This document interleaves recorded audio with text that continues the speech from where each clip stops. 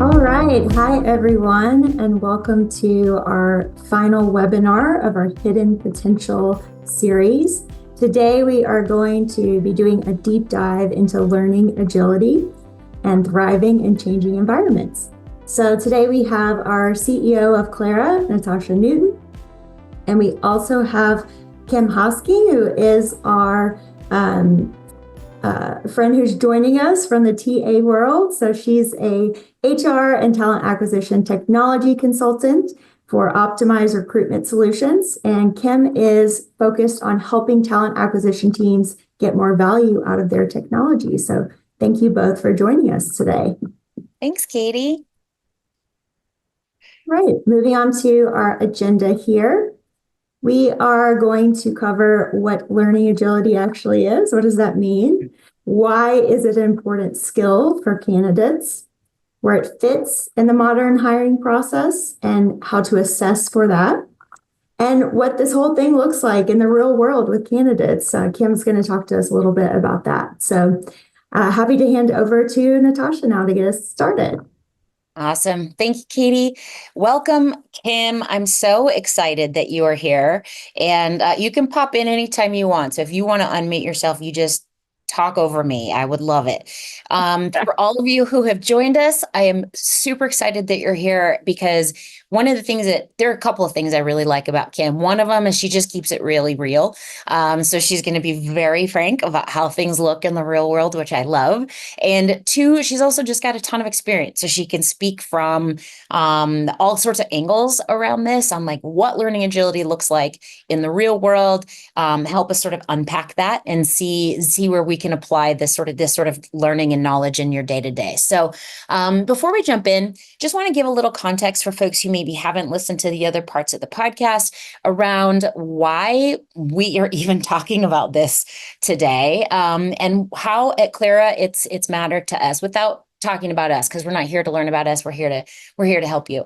But our co-founders, Kenny Williams, who is a former baseball player and involved in Major League Baseball for like 42 years, and his wife, Zoraida Samblin, who is a morning news anchor in Chicago for a really long time, was also on CNN.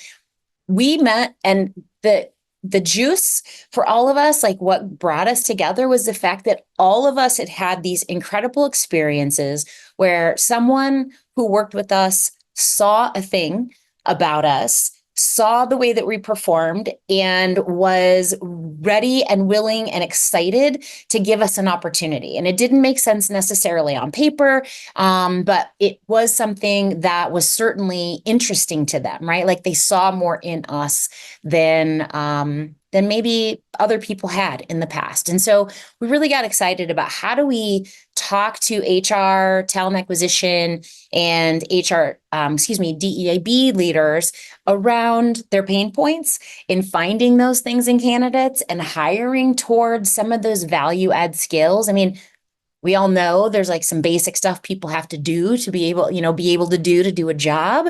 But there are those added things. And especially as TA and HR folks, you're dealing with that every day. So you know better than we do. So we talked to like 300 different people, and realized that the sort of concepts that people were looking for were critical thinking, the ability to solve those problems, learning agility, like, can I take in information? Can I apply what I know from an old situation in a new one, et cetera? And then those things that are a little bit intangible, like grit and resourcefulness and self-efficacy, which we call distance travel. So we wanted to build an assessment around that, because if we're being fair about it in hiring, right? Like we often think about the fact that we maybe get that for 5% of the folks that are coming in the door, like the people that we actually get to talk to, we can ask those questions of, or maybe even like just the top candidates get an assessment. So we wanted to really think about how can we do this in a formal way that really creates equity in the process, but also highlights it in such a way that we can bring in those intangibles and filter more talent in that's qualified for the work that's being asked of them, but that we can see what else they bring to the table. So that's really how this came about. for a little bit of background, we've got the constructs here on the table. Obviously, skills, people have to be able to do the job, right? Education, we could have an entire conversation around that, which we probably will someday, as to how important it is or isn't. I want to be there for that one. Please, I will sign you up right now. And experience, of course, like some of that's real world experience, some of it's professional experience, and where's that mix of both? And then you see the constructs that we're calling out. Critical thinking, which is really problem solving, analysis, evaluating, asking questions, being able to infer things in a particular situation. Distance traveled, like I said, grit, resourcefulness. It also includes things like proactivity and self-efficacy, like, do I believe I can do the thing? And some anti-fragility, right? Like, the wind's coming out of the left today or the northwest and it blows me over and ruins my whole day is not particularly useful. While we do have friends that we love that are like that. And if you don't have one in your group, you should take a close look at yourself. However, it is not necessarily the most useful in particular areas. So those are critical thinking and distance travel. Dig into those at some time. But today, I really want to dig into learning agility. So we're going to talk a little bit about what exactly that means. So there's a series. I think one of the interesting things about the concept of learning agility is that it really has like several aspects that seem very sciencey. And that's partly because all of these different types of skills are pretty sciencey. So we've got cognitive agility, people agility, change agility. These types of things are all like, when we think about them, I mean, I think about agility and like results agility. And I think about like that word agility is like box jumps at the gym, right? It's like the training that athletes do. And that is exactly what our brains are doing. And so we're really thinking about, do our brains work in those ways? You'll also see on the slide here that we have added the notions of self-awareness and a growth mindset. And we'll talk a little bit about where that came from in the research and why we think it's important to add it to this construct as something that we measure. But I want to give you a little bit of insight before we move on about the assessment that we put together. And because it is important that we actually think about this from a scientific aspect and not just that, hey, we decided these things are important and so everybody should be measuring for them. So I think when we think about the assessment, you can go back and listen to this too if you're ever interested or reach out, happy to chat with you about it. At a high level, it included 37 different items that we tapped in to get to these three constructs. And specifically for learning agility, we really used foundational research that was conducted by Lombardi and Eisinger, and our participants averaged in age was 42 years old, but they ranged from 20 to 79. And I think that's really important because we learned a lot about how those different groups on each end of that age spectrum performed. The median income, just so you would kind of have a context of these folks, was just slightly above the national average. So really like normal sort of folks, everyday folks. And we also had a really great gender distribution. I think it was exactly 48% identified as female and 52% identified as male. So a really nice split. And then there is some validity, right? Like, how do we know that our little test mattered, that we did? And that we know that from a scientific perspective, that we did achieve an error margin plus minus 5%, which means in the scientific world, you're doing a good job. You've actually managed, and this is representative of a larger workforce. So we feel really good about that. So for that for context, we can dig in a little bit around what some of those academic insights were that formed our thinking and that research that I was talking about. So early in the 2000s, Lombardi. I'm a Green Bay Packers fan. It's really hard to say Lombardo and not Lombardi. I got to be honest. Anyway, so Lombardo and Eisinger wrote a paper called High Potential as High Learners. And really, it discussed exactly what you would imagine. They were talking about high potential employees who are indicating very high levels of learning agility. And what is that? So that's really what they were digging into. And so according to them, this was really comprised of 5 dimensions, which look really quite similar to what you saw on the previous slide. So mental agility and self-awareness were once a couple of those that we added to the list, and that growth mindset was also highlighted in their research, but one that we really wanted to make sure that we included in this construct. We also looked at the research of Demude, little, fancy name, and Hal Beck. And a few years later, they took this on learning agility, but they were really looking at like, what is it and why is it important in the workplace? And then our buddies, Daru, Ashford, and Myers were really highlighting the role of learning agility for individuals that were working in leadership positions. And they really outlined that they noticed it was particularly important in roles where people had to handle change management or change in their environments, taking action, leading other people. And so, of course, learning agility was really important, and they found that to be true in their work. Now, what we have found and what we believe to be true, research is starting to show that learning agility is actually really important in all kinds of dynamic work contexts, even where someone is not coming into an office all day. If you're dealing with changing conditions, changing technologies, having to leverage resources, or make any adjustments to routine behaviors, it's becoming more and more critical that all of our workforce they're agile learners. So loving that. And I would say one of the other aspects that Demu and his colleagues really came into was recognizing that it's important to be an agile learner.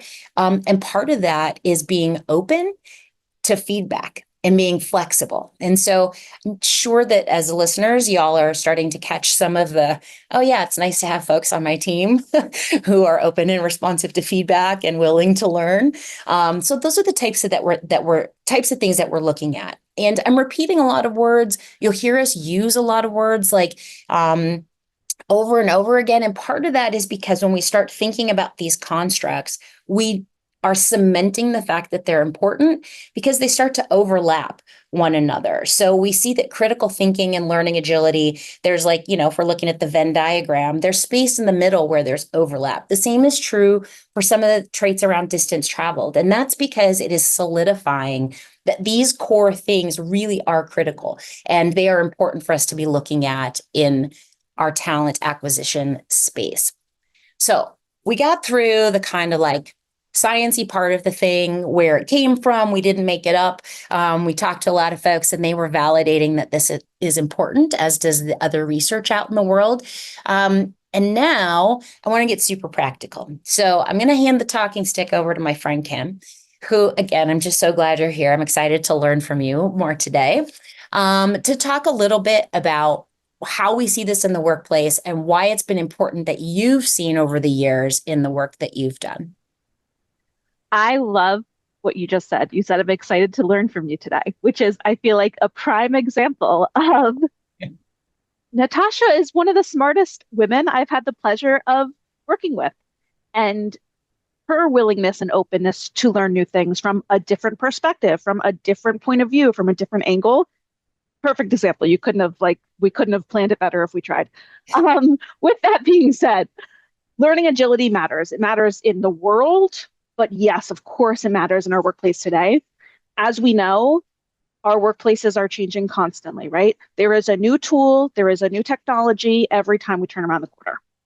AI is a great, big, huge world life example, right? If there's a company not infusing AI, at least in their talk track, but better yet, if you actually put it into your processes and technologies, you are weeks behind, months behind, years behind at this point. Take it even a step further. For your own company and team. I don't know anybody that can say in the last 12, 6, even 3 months, I've had no change to my process. I've not introduced any new software. I've not introduced any new tool. It's just not reality in today's workplace. So having teams that can evolve with new tools and processes are so important because we can't stop the changes. There's nothing that's going to happen that can stop those changes. To that same point, again, in the world, bigger picture, but of course in work as well, uncertainty is the only certainty, right? That's a quote by somebody. It's true, though. There's COVID was a perfect example. Again, big world example of nobody knew what was going to happen. Nobody knew what the tomorrow looked like. Nobody knew how to align to this new world of work, right? But the companies that were able to quickly to be agile and quickly shift their processes, shift their thoughts, shift their perspectives, were the ones that were most successful. And yes, that's big, hopefully once in a lifetime scenario, but take that down to a smaller level here. An acquisition occurs. You have new leadership on your team. Something as simple as your office location has changed. All of this is uncertain, and with a strong team of high learning agility performers, it's not met with fear and shock. It's instead met with excitement and, all right, what can we do with this uncertain? How can we take this and bring it back into our own ownership and make something successful out of it? Innovation, problem solving.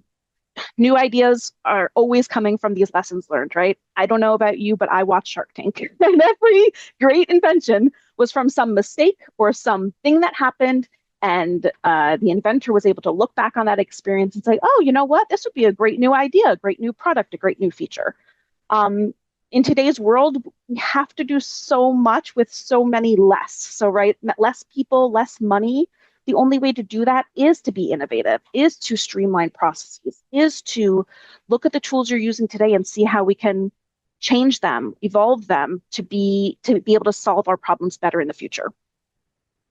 I could go on and on. I'll touch on one more here. And this I feel like is truly the most important thing on this slide, I would say, is ensures long-term organizational success. On an individual level, learning agility is important. On a cultural level within an organization, learning agility is imperative. Who has walked into an office, a company every day, so terrified to do your job because if you make a mistake, you know you're going to be harshly reprimanded? I've had those terrible work cultures, and I've also had really great work cultures. I've had clients that are so afraid to make a decision in a project because they know that if it's wrong, they're going to be punished. We can't make decisions and move forward and have any momentum if we're so fearful of these mistakes or failures.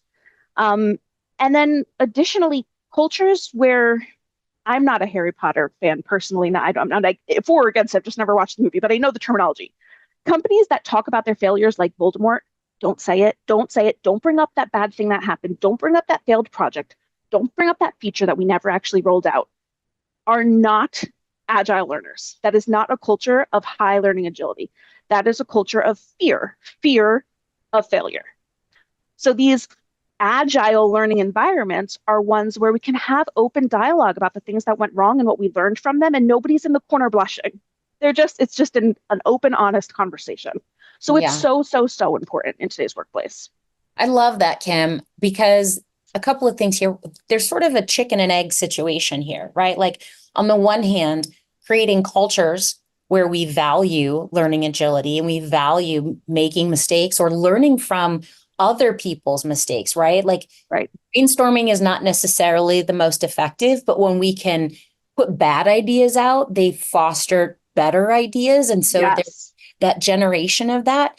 And yet being an agile workplace then fosters more psychological state. So it's like the psychological state, which comes first, right? The chicken or the egg, but they certainly both feed each other in a really, really great way. So I love that you brought that up. So thank you for that. Yeah, absolutely. So some key benefits for this high learning agility. I feel like we know it's important in the workplace, but what are the benefits we're getting out of it?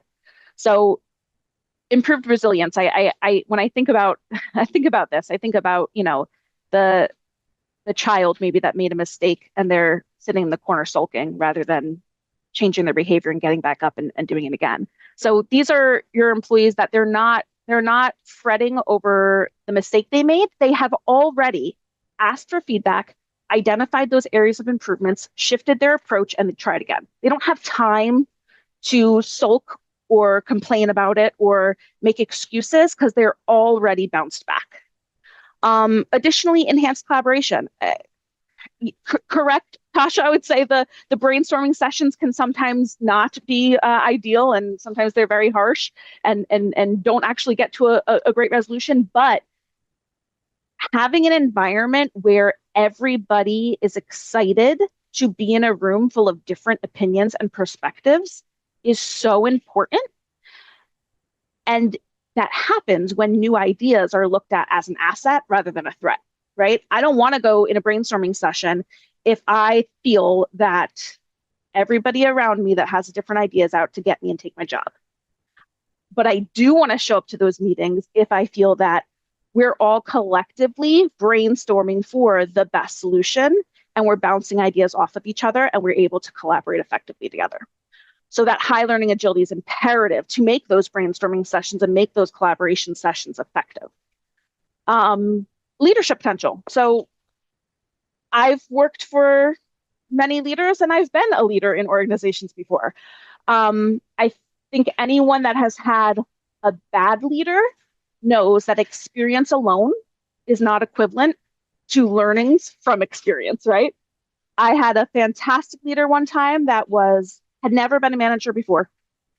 She had come from project management, but she was able to take the learnings from project management and apply them to people management and was one of the most effective leaders I've ever had. Same company, I had a leader that came from a history of management experience in the exact same industry I was in, and nobody on the team felt supported. That high learning agility, I can say definitively, was the thing that caused that great leader to be a great leader and that boss, I would say, to be a boss. And faster skill development. We've talked all along the way so far about how the world is changing, demands are changing, skills need to evolve with that. So these candidates that have high learning agility, they're the ones that you want to send to go off and do that pilot program, right? Go try out this new process, go try out this new technology, because they're not only going to learn it quickly, but they're also going to be able to provide you feedback and improvements quickly, all before you roll it out to the broader team. So it's imperative. I can't, there's endless benefits of high learning agility, I will say. Just the ones on the side are not the ones in and of itself. Yeah, no, I 100%. I love the example that you gave around the project manager who kind of pulled in those skills.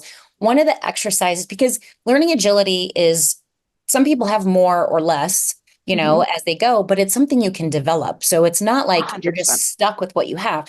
So one of the things that we very early on as a company, I'm sort of obsessed with this idea of the Medici effect, which is, I'm not sure if you're familiar with it, but the Medici family in Italy, back during the Renaissance they were bankers. So they had all this money and they were funding big thinkers and artists like Leonardo da Vinci and, all of these folks so they were bringing all of these like sort of brilliant minds together who all were coming from different disciplines. But as a result, what bubbled up was the Italian Renaissance, right? Like we literally are still looking at that artwork and looking at those structures and that architecture and reading those things that were written during that time. And we still find such beauty and amazement. And it all came because they were like bumping into each other, right? And they had the opportunity to be learning from each other in this space where they otherwise wouldn't be together. And so really early on, one of the things that we did, and I think my team probably still rolls their eyes at me, but it was so fun for me, was we all put into a hat like something that we're really passionate about. Okay, fine. So for me, like it was cooking, right? And then we took something that we wanted to learn about. We put them all in a little hat and said, okay, thinking about how we're solving this problem, right? And building this product. What do you, and you kind of pull something out and you're like, what do you know about cooking that can inform the way that you think about solving this problem and building this product? And I did get a few groans, but what came out of it was just these really amazing ideas that, and some of them were kind of off the wall and some of them were like way out there. But the reality was like, it was an excellent exercise for being able to, as you were just talking about, take something from an old situation and kind of apply it in a new situation to change the way you think about it, and you mentioned innovation earlier as being like such an important thing in the workplace. And if we can help people sort of practice thinking differently, then A, we're creating that environment, but we're just serving the business, right? Like we're serving our 100%. stakeholders, we're serving our bottom line. So yeah, absolutely. I absolutely love that. That's fantastic. And that's the cornerstone, right? Of like taking those learnings from a prior situation and applying them to any upcoming situation. So to your point, the artist and the chef might not have the exact same experiences, but if you can take a broad stroke and say, okay, I learned from this experience that it takes time, right? I guess that would be a good one. I need to be patient because it's going to take time. That's relevant both for a chef and for an artist. And Yes. that's where we're looking at, okay, I only want to interview candidates that have a background in project management for this project management role is really limiting that candidate pool, not necessarily just for the candidate, but for you. You're going to lose out on that experience, those learned experiences that you don't need to be losing out on. Yeah, I love that. Thanks for letting me rabbit trail that. So no, I love it. Back to you. Yeah, awesome. Okay, so how can we tell if a candidate is lacking learning agility, whether it be through initial screening, interviewing, or as they operate within a business?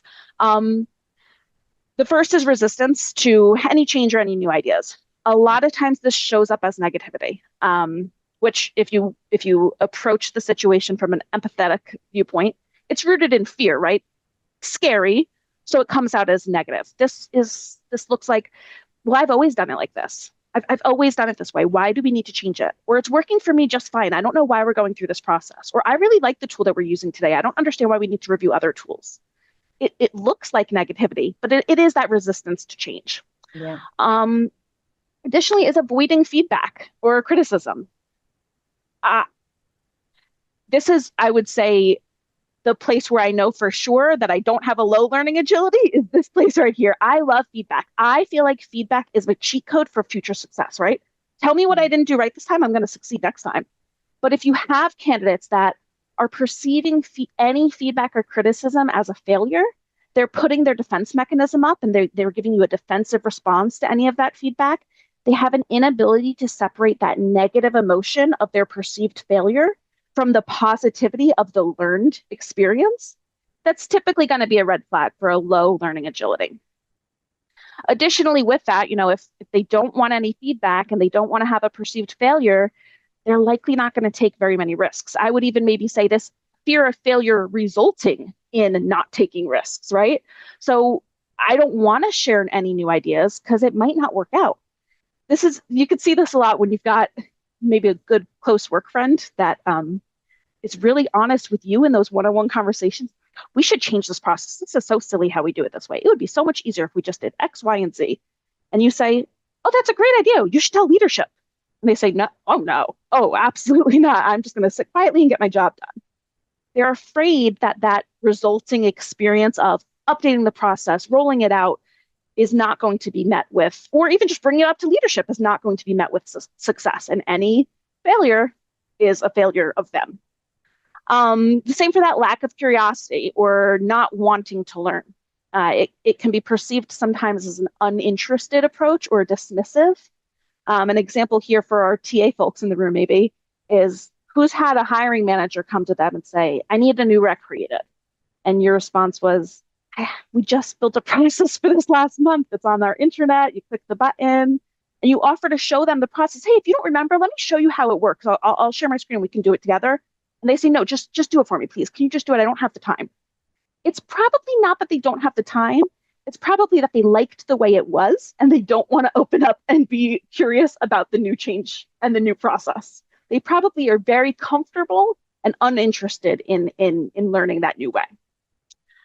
And then lastly, that struggle with ambiguity or any really challenges. These are typically your candidates that require a documented process and will not stray. They will do step 1 and then step 2 and then step 3. It's very black and white for them. Oh no, I can't do that, ma'am, because my process says I'm not allowed. You call up the help desk or somewhere and they say, oh no, I'm unable to answer this via the phone. I have to put it in an email, or I'm unable to help you out with this because I can't click that button because my processes are not allowed. They struggle in that gray area because they struggle to improvise because they lack those learnings from similar experiences in the past. They may have gone through similar experiences, but they weren't able to grab those learnings and bring them to the future. Yeah. Ugh, Kim, so much here. This last one, though, I do have some thoughts. I'd love to get your take on how we might be able to address this, because I do think that one place where this can sometimes go a little bit sideways is our neurodivergent folks who just struggle with going off the path because this is the process, this is the step, and yet oftentimes are really exceptional at being able to find patterns between things that are seemingly disparate. So there's a little bit of this is one place where I think we have to be really thoughtful about how we're thinking about the difference between that unwillingness to bend, right? Right. And how we might consider that. Do you have any thoughts about how we might be able to achieve something like that? Yeah, I think step one with all of this, which is why I think we chatted about it in the beginning here, is creating that culture that allows for a mistake to be made, right? So if I have a culture that I know, yes, this is our standard operating procedure, but my leadership will back me up if I made a decision that I felt was right for this situation, great. Additionally, yes, standard operating procedures are important. Processes are important. These things are important. And to your point, a lot of the people that read them will read them as black and white. So we need to make sure we are creating an opportunity in these standard operating procedures to use your own decision-making power. This is the standard process. At this point, feel free to blah, blah, blah, blah, blah, insert whatever the potential gray area might be. Or if you're unsure about how this situation might apply, reach out to blah, blah, blah, blah, blah. Make sure if we are documenting processes and procedures, we are leaving a little bit of space for that gray that inevitably is going to happen in business. Yeah, I love that because, as we said, some folks are really easily, this is very natural for them, right? And for others, they're not as high, but it is an area that can be developed. So I really like the way that you're talking about being able to build in some processes and procedures. Of course, there's the culture conversation, which is always a very big conversation, but we can even within an organization that isn't necessarily one that is particularly welcoming of mistakes, right? We can still, within our own little areas or spaces, be able to create a little more space, right? A little more breathing room around some of these things. So I love that. That's great. Absolutely. Yeah. I think that leads us right into our next point here, right? So it's not doom and gloom if you don't have if you're listening and you're like, yeah, no, this is definitely me. I am lacking all of this stuff. It is not doom and gloom. It is just like a lot of the other pillars that Claire focuses on. We have room for improvement. We can grow these things without the need for a specific dollared amount public formal education, without the need for a specific experience that maybe is only accessible to a certain group. These pillars are able to be developed yourself. So the first is taking on challenges that push you to adapt. My favorite example of this, I don't know if anyone else is as a little attached to social media as I am, but have you seen the social media challenge of the rejection challenge, where people that have a real fear of rejection, they go once a day and ask a question that they know they're going to be rejected? This is something like walking up to a random stranger and saying, "Can I borrow your car?" The answer is going to be no, but we're getting that rejection. So putting yourself in situations where you might be more apt to have a failure or have a rejection. That might be a stretch opportunity at work. That might be volunteering for a special assignment in an area of the business that you're not yet familiar with. That might be taking part in a pilot program when in the past you've been very holding off until we've got a documented process in place. That might be leading an ERG for the first time. Putting yourselves in situations that challenge you to be a little bit more adaptable. Next is reflecting on past experiences. And my boss is very good at this. My leader, I should say, she's not a boss, she's a leader. I will say she is very good about journaling. We'll have a conversation, a tough conversation. We'll deal with a tough client, and she'll say, I want to debrief with you about this. Give me like 2 days. I want to go journal it, and then I'm going to come back and I'm going to have my thoughts in order. It's so important to organize those thoughts to be able to learn from them, right? So when we do take time to reflect, whether that is journaling or whether that is creating a presentation, but just for your eyes, just trying to organize those thoughts, or leading or taking part in a project retrospective. These are all important ways on reflecting so we can grab those learnings and those experiences and pull them forward in the future. As I said, this is my favorite. Ask for feedback. Feedback doesn't equal failure. As I said, I truly feel it's a cheat code for success. It can be conversational. Hey, Tasha, after this webinar, is there anything I could have done that you would have made that better for you? Is there anything that I could have done that you would have been interested in me trying to do in the future?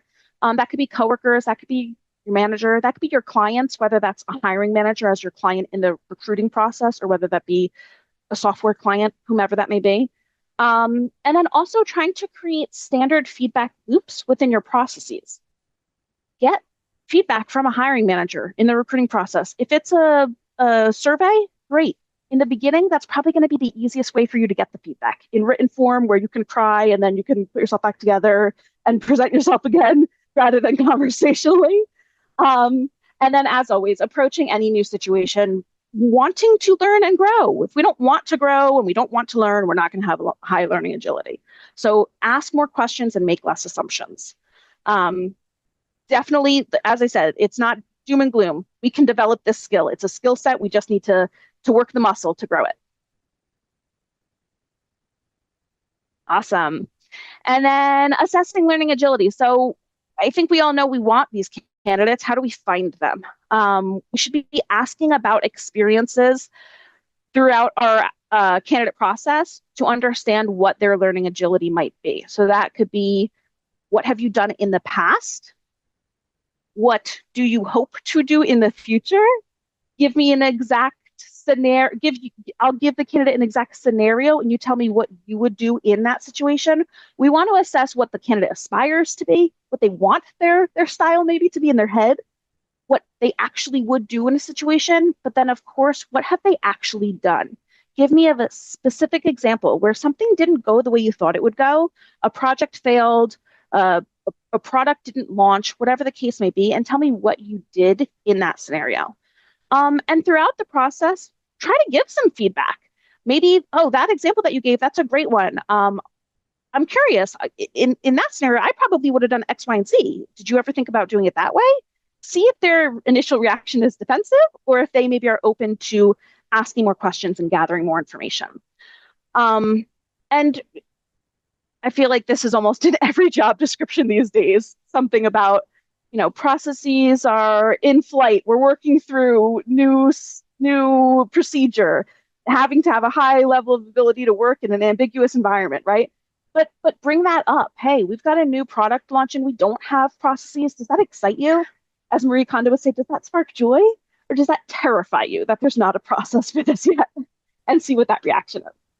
Yeah, those are great. And I think it's one of the places where we could easily sort of lean into framing it in such a way that there's an expected best answer, right? Because the reality is, yes, we want everybody in the world to be agile learners. We want everyone on our team to be an agile learner, but taking people where they are, right, and giving them the opportunity to grow, that can be a stated value, right? Like Yes. if we're talking with folks, because I think this is one of those places where it could become that we have biases towards the way someone's going to respond to that question. And so it's being really thoughtful about, like, in this role, right, what is our tolerance for how far someone is on the scale of learning agility, right? And how much room, if they're working with manager A versus manager B, how much support might they be getting in developing that? Because if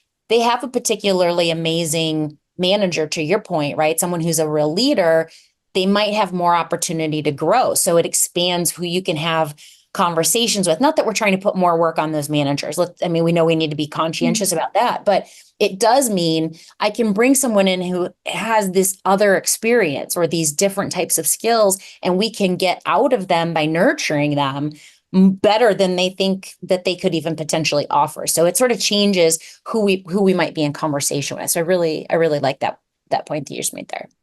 100%. I think that's when we think about our balanced team, right? Like this is part of it. So if we've got some really strong mentors with some really great distance traveled, and we've got a candidate here that might have a lower learning agility, but we've got teams that have the experience, the expertise, and the learnings from past experiences, the rest of the skill set might be needed. Just because you have a lower learning agility doesn't mean you're off the table. It just means, to your point, we need to make sure you're being balanced with a team that can support you and bring you where we need you to be, or you're in a role that doesn't require, let me know when we find a role that requires no learning agility. I can't wait. I would love to, give an example of this. So in my line of work today, I'll give you a quick funny story. When I first started in my corporate career, I had applied for the job, went through the whole interviewing process. The final interview, they said, "Do you have any questions?" I said, "I just have one question." On the job description, it said HRIS. What does that mean?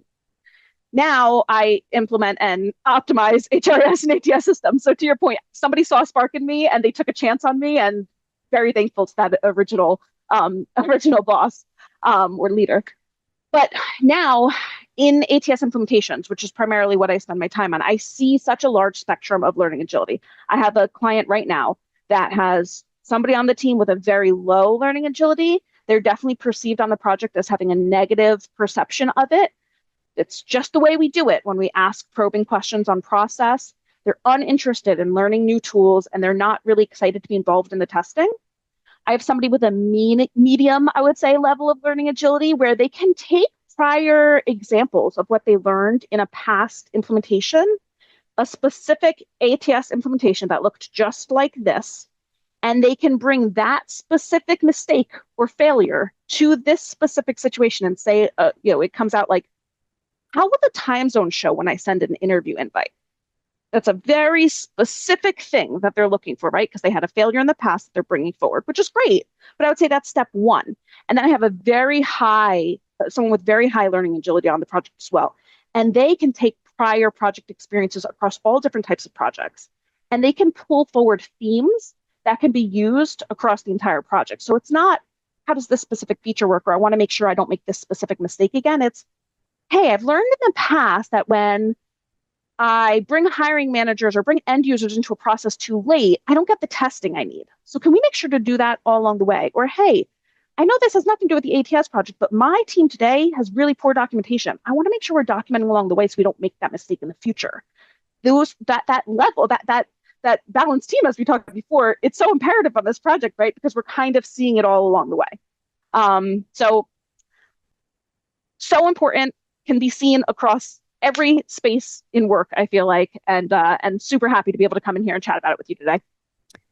Totally agree. +1 all over the place. And there's some, there was a comment made on the sort of backside around, you'd be so bored if there wasn't, if you had a job without any learning agility. And I would too. And some of us, like, I'm actually very comfortable being uncomfortable. I think that's probably the one real superpower that I have is I'm totally willing to be like, I have no idea, but I will figure that out. But that's not true for everybody. So I love, just in the example that you were just giving, folks who are at different levels of learning agility and different levels of experience being able to contribute to one another and learn from each other, right? And creating that environment. So I absolutely love that. One of the things before we go, I wanted to just touch on, we found this in the research, would love to get your take on this. There were some differences, right, between people of different backgrounds and different ages in the amount of learning agility that they displayed in the assessment. And two places where we saw it, one was around older people who we tend to think have actually like cognitive decline. We're a little hesitant to take them in when there's a new tech environment or something like that. And they tend to score really high in learning agility because they've been drawing dots between things for longer, right? And Right. being resourceful in different environments. And then the other one was folks who had non-traditional sort of educational backgrounds. So they didn't have a bachelor's, master's, or PhD, and they were coming to their work having learned, I don't know, all over the place, right? They're zigging while some people are zagging. And so both of those groups of people, I thought it was really interesting that they're often dismissed or pushed out of roles or not considered for roles because they don't check these boxes. And yet they bring really high learning agility with them into an environment. And so that ability to adapt and take in new information can be really high. Yes, you've seen that. No, I'm crazy. And we need to begin further. 100%. And actually, this is funny, it's full circle, because at the beginning of the call, when you talked about education, this is exactly why I said I want to be a part of the call. I don't have a formal education background. And sometimes when I say that on calls, people are like, oh, like, surprise. Why does that innately make you surprised that I'm effective at my job? I find it very interesting. But the reality is I learned a lot of things. I had a lot of experience because I was in the military. I has been in corporate. I taught dance and gymnastics. I had a child. I lived on my own in a different state from everybody else. I travel full time now. Like, there are so many other ways that we can get those experiences that we can innately learn from. And I think the older population as well, what's the definition of insanity? Doing the same thing over and over again and expecting a different result. They've had practice at learning from experiences, right? The more experiences, the more practice you have. So maybe you didn't learn the first 2 times to bring anything forward, but the 3rd, 4th, 5th time, you're probably going to learn. I am interested to see, as we've had a lot of corporate tech layoffs and stuff happening over the last few years. I'm interested to see how that might potentially impact learning agility moving forward. If we think about these cultures of people needing to feel safe, how risk averse maybe might the working world become, being afraid that a layoff is always looming. So I mean, this stuff changes constantly, right? So I'm sure you and your scientists will be out there doing updates, and I'm excited to see what comes of it. Oh, that's a great question. It's a great question. And then we won't talk about it today because we're nearing the end, but people who have returned to work after being out maybe for caretaking or having bringing a new human into their home, in some way, shape, or form. Like, you often hear things like, well, they've been out of the workforce. I'm like, well, maybe, but they've been in this entirely new learning environment and they're at their growth edge. They're being agile learners all day, every day, because they've never done this before. So there's a lot there. I love that. We'll dig into that more. So, Kim, not surprisingly, have enjoyed so much the things that you've shared and learning. There's so much more to dig into. For those who are on the call, if you have questions, you want to reach out to us directly or to Kim, we can absolutely get you in touch. And then I'm going to say thank you. I'm really glad you're here. Thanks for those of you who reached out privately in the chat too. We really appreciate that. And I'm going to hand the talking stick back to Katie. Yes, thank you so much, Natasha and Kim, and thank you everyone for joining. Just a very quick note here. As I said, this is part of a webinar series. All of those webinars will be available on demand on our website. We'll also send this through to anybody who signed up, so you'll have that. Scan this if you're interested. And then on to the next slide. Also wanted to mention that we have lots of collateral resources on our website, including information about learning agility. So be sure to check that out in our resources section. And thank you so much, everyone. Awesome. Thank you so much. Take care.